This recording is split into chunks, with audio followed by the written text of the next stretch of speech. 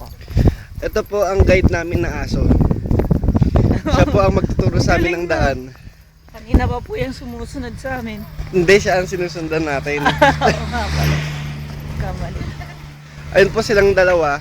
Tabi! Uy, tabi nice! Nice! Ganyan-ganyan yung nangyari sa amin.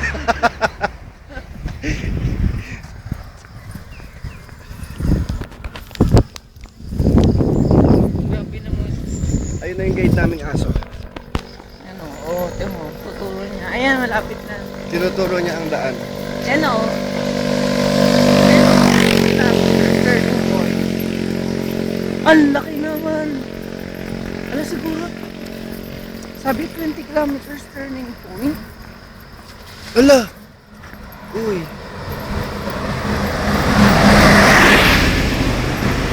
Ano yung guide nating aso? Uy! Kuya, mauna ka kuya! Hindi namin alam kung saan. Yan ba ba yung ano natin? Ano yan? Bigla ka na lang aakit dyan. Uy! Nauna talaga siya. Kabayo. Nauna na yung kabayo. Tinuturo niya talaga.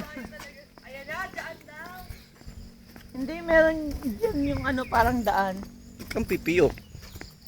Parang daan dyan eh. Hindi naman yan yung daan.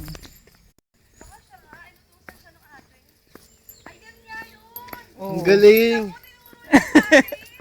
Oh, Baka tao hinihintay to. pa tayo. Kuya, dyan ba? Oo. Ang galing-galing mo naman. Ayan o, mo meron pang sign. Dito na po ang patungong Pico del Loro. Oo. Mabait yung aso.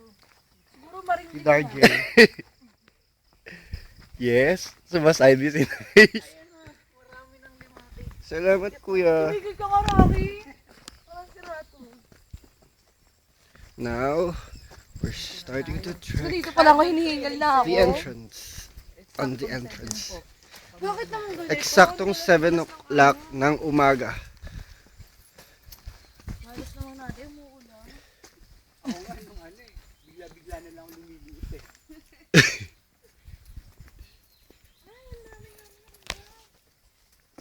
Mhm.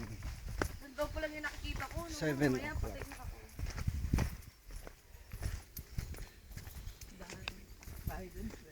Hoy, magtingin-tingin ka sa mga dinadaanan mo. Baka mamaya makatakap ka ng ahas.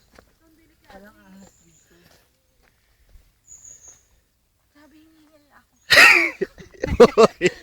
Entrance pa lang hinihingal.